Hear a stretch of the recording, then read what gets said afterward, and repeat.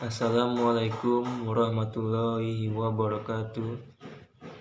Perkenalkan, nama saya Abdi Jaya Putra, NPM 1834020186. Di sini saya akan menjelaskan materi yang berjudul Pembinaan Sumber Daya Manusia, hubungannya dengan pelestarian sumber daya alam. Selanjutnya, sumber daya alam secara garis besar dapat dibagi menjadi dua, yaitu ada yang dapat diperbarui dan ada yang tidak dapat diperbarui.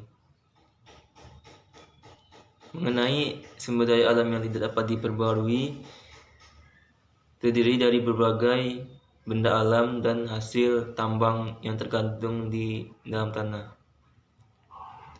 Sedangkan sumber daya alam yang dapat diperbarui merupakan sumber alam hayati yang dapat diusahakan dan dibudidayakan sehingga dapat berkembang biak. Hubungan sumber daya manusia dengan sumber daya alam. Dalam kehidupan, manusia dengan sumber daya alam senantiasa berhubungan. Hal itu dilakukan untuk mempertahankan eksistensinya.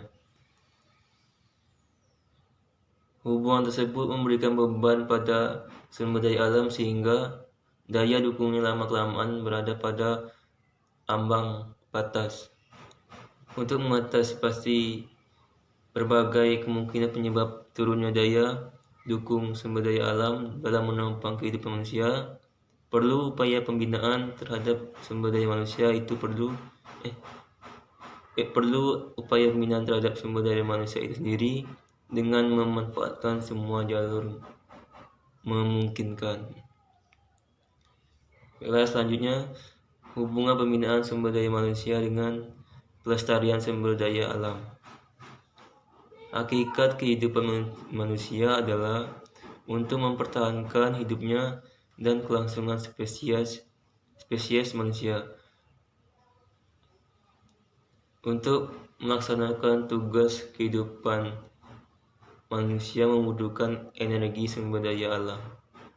Agar pemanfaatan sumber daya alam tersebut dapat dilaksanakan secara efektif, efisien, dan lestari, maka pelaksanaan pembinaan sumber daya manusia diarahkan pada pengembangan pikiran, perasaan, moral, dan lain-lain.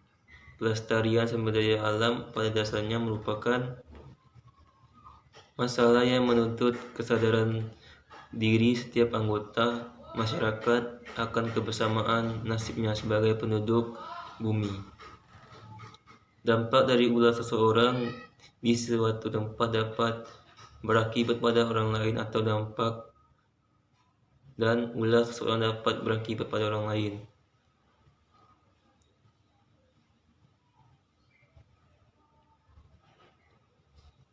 Tujuan pendidikan tersebut dapat ditempuh melalui strategi pencapaian yang antara lain melalui jalur pendidikan, baik pendidikan formal maupun non-formal.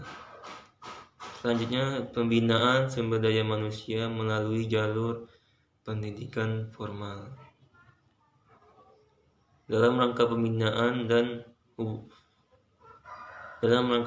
sumber daya manusia, hubungannya dengan pelestarian sumber daya alam, jalur pendidikan formal dari sekolah tingkat dasar sampai tingkat perguruan tinggi merupakan tempat yang strategis untuk melaksanakan usaha-usaha yang bersifat edukatif.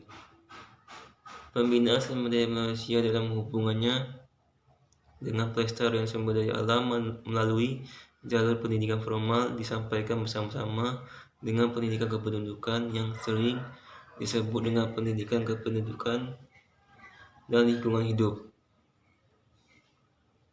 Secara ideal, pendidikan kependudukan dan lingkungan hidup menjadi mata pelajaran tersendiri di sekolah karena pembahasannya lebih luas dapat disajikan kepada peserta didik, yaitu menggunakan pendidikan monolitik. Pendekatan ini diberikan kepada peserta didik pada tingkat perguruan tinggi, tetapi kenyataannya baru dilaksanakan di beberapa perguruan tinggi. Baiklah, selanjutnya pembinaan melalui jalur pendidikan non-formal. Pada jalur ini sering kita abaikan, padahal jika dilaksanakan dengan teratur, disiplin, maka hasilnya akan baik juga. Hal ini disebabkan jalur pendidikan non formal jangkauannya sasarannya sangat luas. Hanya itu yang bisa saya dapat sampaikan. Lebih dan kurang saya mohon maaf. Wassalamualaikum warahmatullahi wabarakatuh.